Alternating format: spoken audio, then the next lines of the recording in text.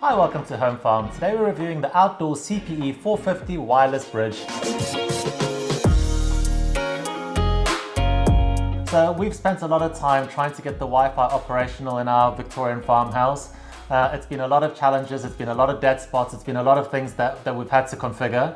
But I think we finally got it right with the Deco TP-Link system that we've put in. There have, however, been some portions of the property where we've really struggled to get the Wi-Fi to. The studio has been one such area because the actual studio is separated from the main house by a really thick brick wall. And the Wi-Fi, even though the Wi-Fi coverage there is good, it's struggling to get through the actual wall itself. So we've tried a lot of different things like running power links and all kinds of different kit, and nothing has seemed to work consistently until we actually got this Wi-Fi bridge. A wireless bridge is, as the name implies, a bridge that basically tries to connect your wireless or Wi-Fi signal from one portion of the house to another. So this particular system, you get two of these units. They arrive paired already, which means that they work with one another. And in order to get it going, you simply plug them in, power them up. You leave it for about a minute so that they can actually find each other. It's got these little lights on the side, and that basically shows you the strength and the actual status of the syncing that's happening.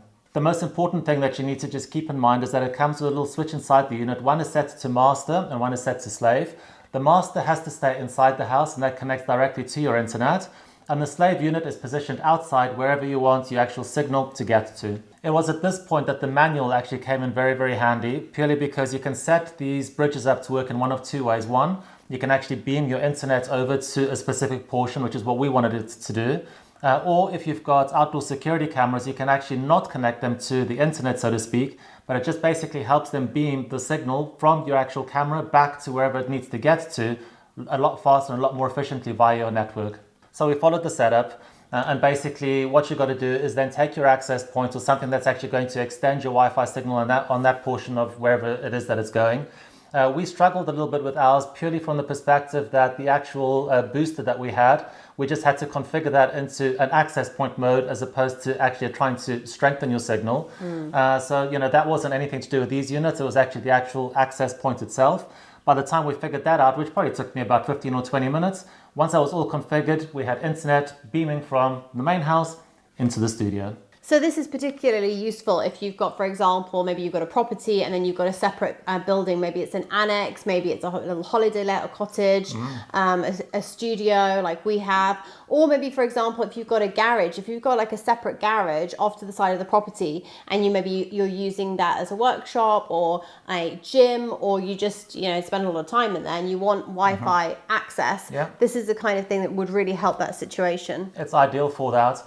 And because they use 5.8G, the biggest benefit of that is if you were to actually just position both units outside, they've got a range of up to 3 kilometers. So, it's for us, we just had the big wall. So the signal that tries to get through does break it down. So we went from 5 bars on the primary unit or the master unit down to 4 bars. So just 1 bar loss on the actual other side, which is fantastic because our Wi-Fi just doesn't get through those walls at all. And also if you've got, for example, a rural property where you've got the main like farmhouse or something, and then you've got lots of different buildings, outbuildings, maybe you've got like, kind of a barn and a shed and a garage and lots of different areas that you want the kind of Wi-Fi signal to be quite consistent across all those buildings. And it's great because typically you would just go out to those buildings and it would just knock you onto your 4G. But ultimately, if you've got a data plan, then you're kind of just ultimately using that data unnecessarily when you're on your own property, and you could actually just be using your own Wi-Fi. And you may not even have 4G in those areas, to be honest. The one thing that I will say is if you've got multiple buildings, you're going to have to get multiple packs.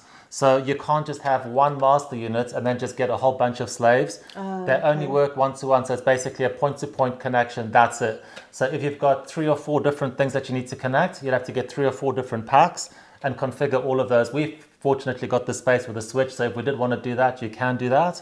But that is just something worth considering, that you can't just get one master unit and then just, bounce a whole bunch of satellites around your property. And then you said that you get 2 of these in a pack. Yeah. So you get 2 of these, and we're saying, for example, a scenario where you've got an outbuilding and then you want to have, the Wi-Fi signal better in your gym or your garage or something. But you still got to presumably plug this in. Yeah. So how many cables can it go to this? Just one. So is it just the power cable? Yeah. So only the power cable. You don't then have to have an internet cable going in. No, you don't, because basically what's happening is the internet is getting fed via that cable. The only thing is that if you do want to, strictly speaking, you do need a second cable, which is basically what the access point that actually connects into that.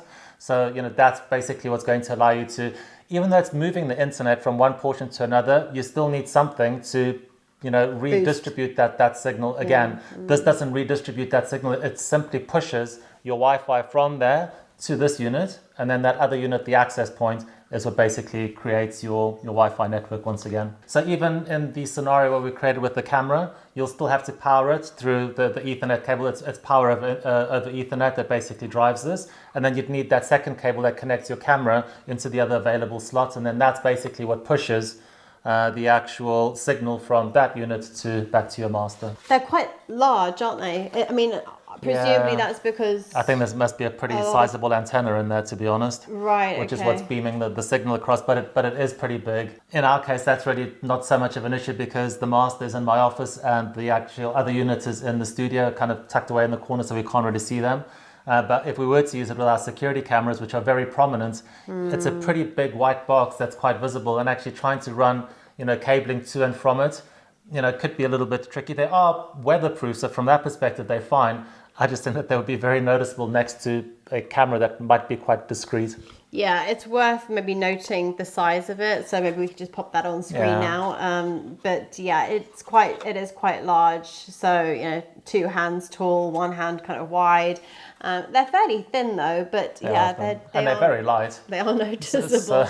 And presumably you can't then really hide this. You couldn't put, for example, a cover over this or a wooden box over it because then you're kind of downing the signal or affecting the signal. I think you might be okay depending on how far away you put it. I mean, if I was really hard pushed to actually get it to the security cameras, I'd probably try and get it either put inside the loft space and then just run a little cable down to it. But from that perspective, they are very noticeable. And are they outdoor weather resistant? They are weather resistant. So you can keep them outdoors? They're designed for outdoor usage. So great, if you're on a white wall, or if you're inside a garage and you've got a white wall, or you just don't really, in a space that you don't really care, then that's fine. Totally. But it is just if, for example, you wanted to put it on the outside of your brickwork or something, then it's quite noticeable. This is also the classic design. They have got the stylish design, which it's exactly the same. It's just it's got a silver finish to it, so it's it's a little bit still, I don't think, particularly suitable for outdoors, but I think it would probably be maybe a little bit more stylish for interior use if you've got like a modern property and you wanted to have something that was silver as opposed to white. That option does exist. It's the same price, and they are all sold on Amazon, and we'll just put the link below. Has it been reliable and consistent? It's been great. Like I said, the only issue we had was with the access point. Once we figured that out, it's been running solidly. I go into my office quite frequently, so when I actually walk in, it's actually positioning. You can actually see the actual connection strength to that. It's also got one of the little lights that actually flashes when there's actually data being transmitted from this unit to the other one, so you can actually see whether the connection is there and whether it is actually pushing information backwards and forwards. So as far as the solution goes, I mean, we've looked at different options for quite some time to try and get internet into that studio. And this really did take me about half an hour to 40 minutes just to configure, and we're up and running, and it's been running pretty solidly ever since. You can get really, really geeky with these. You can also connect them directly to your computer, so either a Windows or Mac. You can then access the actual finer settings inside of this. There are just so many different things you can do. So maybe there are different ways. If you're getting conflicting signals, maybe you live in a more built-up kind of area, you can actually fiddle and change a lot of those settings. Wow. It is very, very technical though, so I don't think a lot of people are going to necessarily do that. It's nice to have that option though if you are, that way inclined. But from our perspective, what I really liked about it is that you can just plug them in, sync them, and you're up and running.